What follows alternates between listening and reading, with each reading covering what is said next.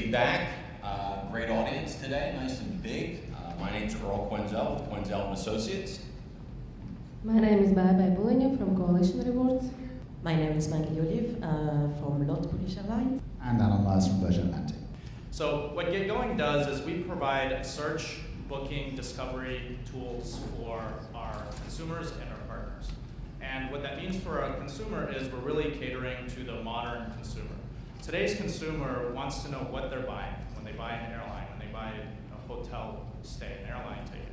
They want to pay for what they want to pay. That's why we're unbundling in the whole industry. So that's what we provide on the consumer side. On the other side of the spectrum, the suppliers, we work directly with airlines, we work with TMCs, we work with corporations, we work with incentive providers to provide this experience to consumers. Now there's a lot that we do differently, but really I want to focus on a couple things. But before I do that, I want to ask a couple of questions about the airline industry. So once I figure out how this works, there we go. So first of all, is air travel a commodity? So when you buy a ticket from San Francisco to London, is it the same as buying a bushel of corn? Is it like buying a ton of copper? Well, these days, as we all know, and historically, it's been exactly like that. I get a price, I get a schedule, I'm done. Well, today, we're bringing to the consumer at the point of sale exactly a description of what they're buying. So this is, I'm not going to mention the N-word of, three-letter acronym, but it's really that technology already here today. The second question I'm going to ask is air a profitable business? And I know it's a sore spot, but for the last 50 years, at least in the US, cumulatively, no. So the other thing we do is we provide incremental revenue to our airline partners. And we'll talk quickly about how we do that. So on the first point, let's switch to the consumer. What does the consumer care about? When they're buying their ticket, they want to know what they're getting.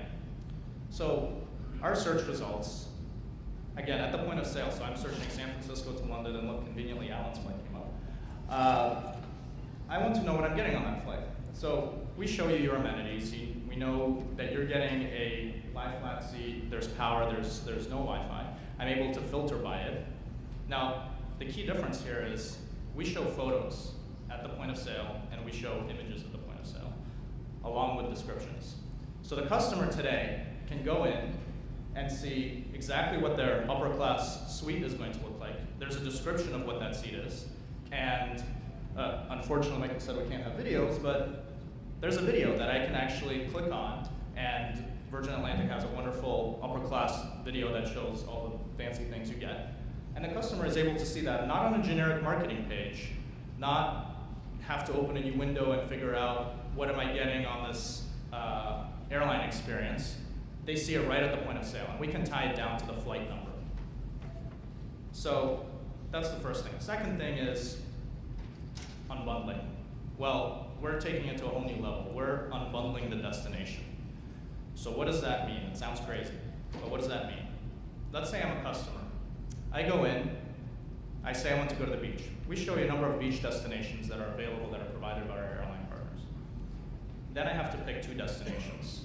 In this case, if I said Europe, I'd say Rome or Paris. Now, this is the kicker, I now have to pay. Before I know where I'm going. Only after payment I find out where I'm going. You have 1 minute. Thank you. So let's say I chose again Rome or Paris, and after payment I find out I'm going to Paris. Now what does this do? So for the airline, this is a ticket that I just sold that I know didn't go to a business traveler, didn't go to a VFR traveler. You couldn't use this to get to Vancouver because you had to be in Vancouver. You could have ended up in New York by accident. You can't visit your relatives. Maybe this is a great way to not visit your relatives. Say, oh, the system didn't let me, sorry. But the point is, all of those people will pay your published rate. They will pay what's out there today. For others who are on the fence, who just want to get away, this is a great way to travel when they didn't necessarily think about traveling, didn't necessarily think about traveling to these destinations, but because an airline made certain distressed inventory available to them, they decided to take that trip. So for an airline, it brings incremental revenue and savings for the consumer. Thank you.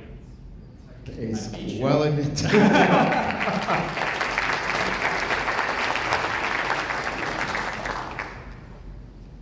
Well, the lions are now arguing amongst themselves. I'd rather than do that. Yeah. Thank you. I think there is segment who would be interested probably to those last minute opportunistic deals to go somewhere. But I have a question more to the previous part of your presentation when you were showing this nice way how to show experience on board. But as I understood, it's after they have chosen to buy the ticket and actually are going to fly somewhere. So how would you do it to stimulate them to choose this like upper experience or drive sales for the airline? Great question. So this is not in, the two are different products. One, the airline can be opaque until after purchase.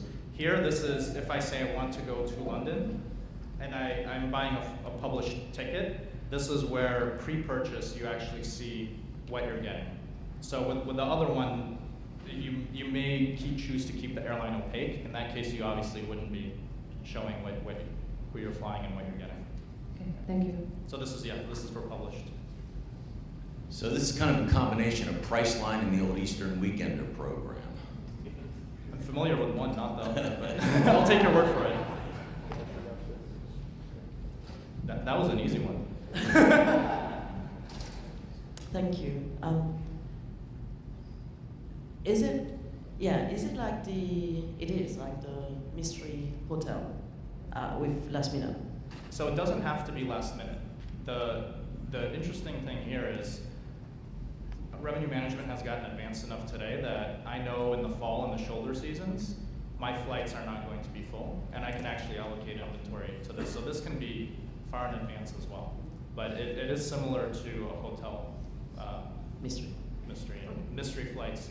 Pick to get one is more specific, but it's really mystery flights is one way of thinking about it. Sorry if I missed it. Who do you work with at the moment? So at the moment, there's a number of TMCs and airlines that are actually in this room that we work with. There's a branded GetGoing.com site in the US, which is a platform through which we do the US point of sale. And then internationally, we work directly with airlines that we're launching in the next couple of quarters, the Mystery Flights program. Thank you. Thanks for the presentation. I mean, because there's quite a few things going. There's sort of like two businesses, as you just said there, and there's obviously more up your sleeve. Yep. We have more time. He said I can only have 3 Yeah, slides. so if you only, if you had to jettison all of your products bar one, which product would you keep and why? Great question. I'm going to only choose between the two that are obviously presented.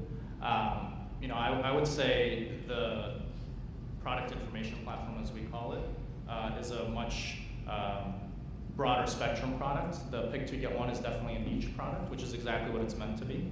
It's meant to be incremental for the airline, and it's meant to appeal to a certain subset of consumers.